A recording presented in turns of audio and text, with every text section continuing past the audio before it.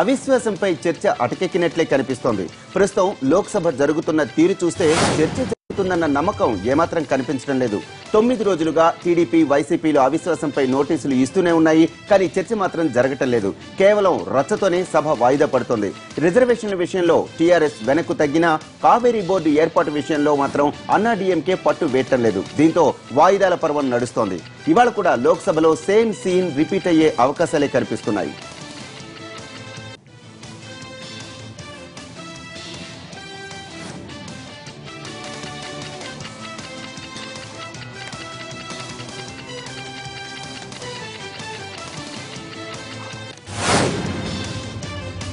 శుక్రవారంతో budget సమావేశాలు నిరవధికంగా వాయిదా పడతాయి. అంటే ఇంకా 4 రోజులు మాత్రమే మిగిలున్నాయి. అన్నాడీఎంకే ఎంపీలు ఆందోళన విరమిస్తే తప్ప సభ సాగే అవకాశం లేదు. అటు కాంగ్రెస్ సహకరిస్తే తాము కూడా అవిశ్వాసం నోటీసులు ఇస్తామన్న ఆ పార్టీ ఎంపీలు సభలో మాత్రం తమ వైఖరి మార్చుకోవటం లేదు. సభ ప్రారంభం కాగానే వెల్లోకి దూసుకెళ్లటం, నినాదాలతో హోరెత్తించడం, నిమిషాల్లోనే సభ వాయిదా పడిపోవటం సాధారణమైపోయింది. సభ ఆర్డర్లో లేనప్పుడు అవిశ్వాసంపై చర్చ అసాధ్యం అంటున్నారు స్పీకర్.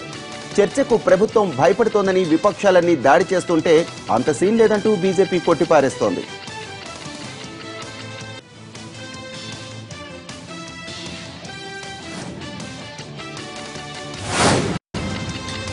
ఏపీకి హోదా ఎంత ముఖ్యమైన అంశమో తమిళనాడుకు కావేరీ మేనేజ్మెంట్ బోర్డు ఏర్పాటు అంతే ముఖ్యమని అంటోంది అన్నాడీఎంకే. పార్లమెంట్ లో ఆందోళన చేయకుంటే తమ సమస్య ఎలా పరిష్కారం అవుతుందని ప్రశ్నిస్తున్నారు. అవిశ్వాసం పెట్టడం వల్ల ఉపయోగం లేదన్నది ఆ పార్టీ ఎంపీల వాదన. బోర్డు ఏర్పాటు ప్రకటన చేసే వరకు ఆందోళనలు ఆపేది లేదని స్పష్టం చేస్తున్నారు. సభ వాయిదా పడినా, సస్పెండ్ చేసినా వెనక్కు తగ్గేది లేదని తేల్చి చెబుతున్నారు ఎంపీలు. అంటే సభ జరిగినన్ని రోజులు అన్నాడీఎంకే ఆందోళనలు కొనసాగుతున్నాయి. దీంతో అవిశ్వాసంపై ఎలాంటి చర్చ జరగకుండానే లోక్సభ నిరవధికంగా వాయిదా పడే అవకాశాలు కనిపిస్తున్నాయి.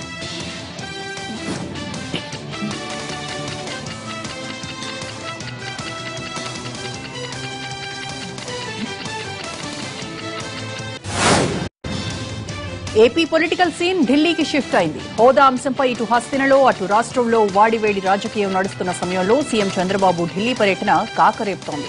ఎన్డీఏ నుంచి బయటకు వచ్చేశాక తొలిసారిగా హస్తిన రావడంతో రాజకీయం ఆసక్తిగా మారింది. పార్లమెంటులోని వివిధ పార్టీల ఫ్లోర్ లీడర్లను స్వయంగా కలవాలని చంద్రబాబు నిర్ణయించుకున్నారు. రాష్ట్ర ప్రయోజనాలకు సంబంధించి ఇచ్చిన హామీలను బీజేపీ ఎలా తుంగలో తొక్కిందో చెప్పడంతో పాటు రాష్ట్ర ఇబ్బందులను వివరిస్తూ బుక్లెట్లను ఆయా పార్టీలకు పంపిణీ చేయనున్నారు.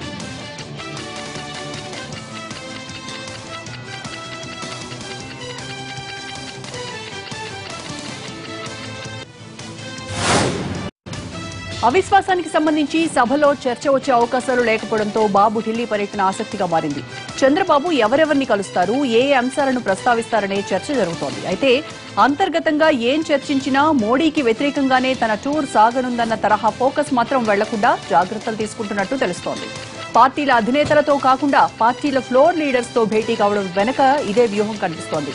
పార్టీల అధినేతలతో భేటీ అయితే దానికి పొలిటికల్ ఫ్లేవర్ ఏర్పడుతుందని, కానీ ఫ్లోర్ లీడర్స్ తో సమావేశమైతే రాష్ట్ర ప్రయోజనాల కోసమే వచ్చారు అనే సంకేతాలు పంపినట్టు అవుతుందనేది బాబు భావనగా కనిపిస్తోంది.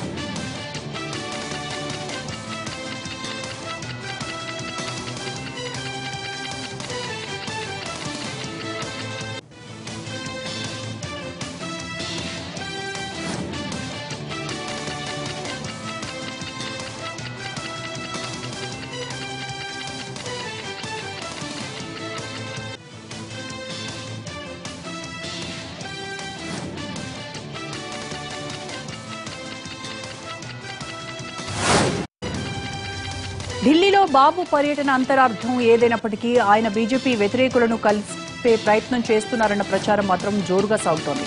ఓ పక్క మమతా బెనర్జీ, మరోవైపు కేసీఆర్ బీజేపీయేతర ఫ్రంట్ల ఏర్పాట్లలో తలమునకలై ఉండగా బాబు కూడా అదే తరహా ప్రయత్నాలు చేయొచ్చు అన్న చర్చ జరుగుతోంది. గతంలో ఎన్టీఆర్, చంద్రబాబులకు ఫ్రంట్లను నడిపిన అనుభవం ఉంది. నేషనల్ ఫ్రంట్ చైర్మన్ గా ఎన్టీఆర్ పనిచేయగా వాజ్పేయి టైంలో ఎన్డీఏ కన్వీనర్ గా ఉన్నారు చంద్రబాబు. ఇప్పుడు ఎటు ఎన్డీఏ కూటమితో సంబంధాలు తెగిపోయాయి కాబట్టి కొత్తగా బీజేపీ వ్యతిరేక కూటమి ఏర్పాటుకు ప్రయత్నిస్తే ఎలా ఉంటుందని బాబు ఆలోచిస్తున్నట్టు పార్టీ నేతలు చెబుతున్నారు.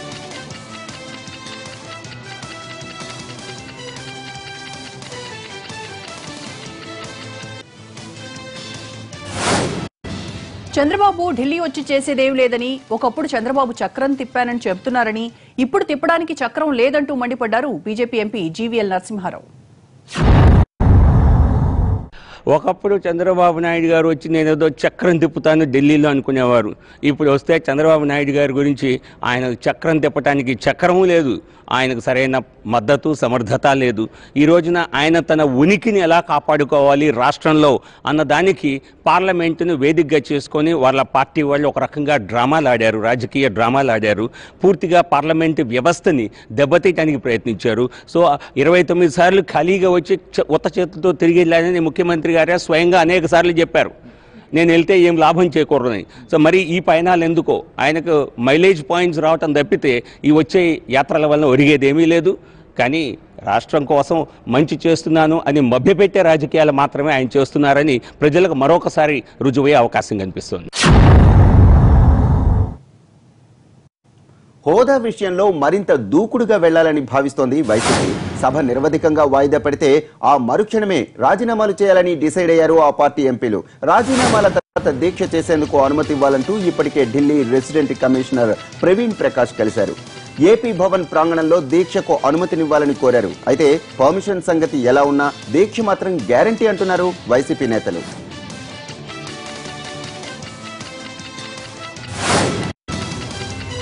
రేపు ఎల్లుండి విజయవాడలో పర్యటించనున్నారు పవన్ కళ్యాణ్. 4న వామపక్షాలతో హోదా పోరు ప్రణాళికపై సమావేశం నిర్వహించనున్నారు. 5న మాజీ సీఎస్ కృష్ణారావు రాసిన ఎవరి రాజధాని అమరావతి పుస్తకాన్ని ఆవిష్కరిస్తారు. అదే రోజు పార్టీ కమిటీలతో పవన్ కళ్యాణ్ వరుసగా భేటీ అవుతారు. నియోజకవర్గ స్థాయిలో పార్టీ సభ్యులకు కార్యవర్గంలో చోటు కల్పించాలని నిర్ణయించారు. తూర్పుగోదావరి, అనంతపురం జిల్లాలకు పరిమితమైన ప్రెసిడెంట్ కమిటీలను రాష్ట్ర వ్యాప్తంగా ఏర్పాటు చేసే దిశగా పవన్ సమావేశాలు నిర్వహించనున్నారు.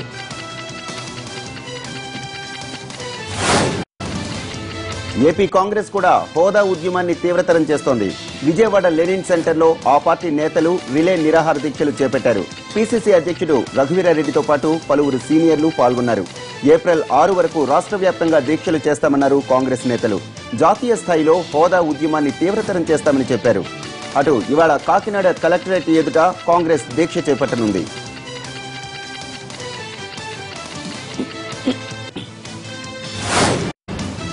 అకాల వర్షాలు తెలుగు రాష్ట్రాల అన్నదాతలకు తీరని నష్టాన్ని మిగిల్చాయి. వడగండ్లు, ఈదురుగాలులతో వరి, మొక్కజొన్న, మామిడి, పత్తి పంటలు నాశనమయ్యాయి. పంట చేతికొచ్చే దశలో వర్షాలు దెబ్బకొట్టడంతో రైతుల పరిస్థితి దయనీయంగా మారింది. ఉమ్మడి వరంగల్ జిల్లాలో వర్ష బీభత్సం సృష్టించింది. పొలాలు, మార్కెట్లలో ఆరబోసిన మొక్కజొన్నలు, వరి తడిసిపోయాయి. ఖమ్మం, సూర్యాపేట జిల్లాల్లోనూ ధాన్యం తడిసి ముద్దయింది. దీంతో తేమ శాతం చూపించి ధాన్యం కొనడానికి కొర్రీలు పెడుతున్నారు వ్యాపారులు.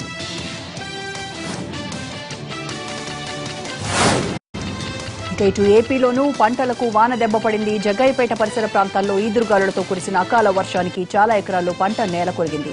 వరి, మొక్కజొన్న, కూరగాయల తోటలు బాగా దెబ్బతిన్నాయి. తూర్పుగోదావరి జిల్లాలో మిర్చి పంటకు భారీ నష్టం వాటిల్లింది.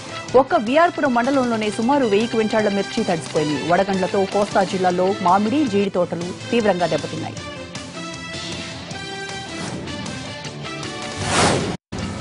వర్షాల వల్ల కలిగిన నష్టాన్ని అంచనా వేయాలని తెలంగాణ సీఎం కేసీఆర్ ఆదేశించారు. నష్టపోయిన రైతులకు ఇన్పుట్ సబ్సిడీ ఇవ్వడానికి ప్రభుత్వం సిద్ధంగా ఉందని, నివేదికలు వెంటనే సమర్పించాలని అధికారులకు సూచించారు.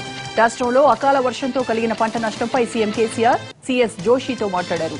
వడగళ్ల వానలు పడుతుండటంతో అధికార యంత్రాంగం అప్రమత్తంగా ఉండాలన్నారు. సీఎం ఆదేశాలతో సీఎస్ అన్ని జిల్లాల కలెక్టర్లతో మాట్లాడారు. అధికారుల బృందాలు తక్షణం గ్రామాల్లో పర్యటించాలన్నారు.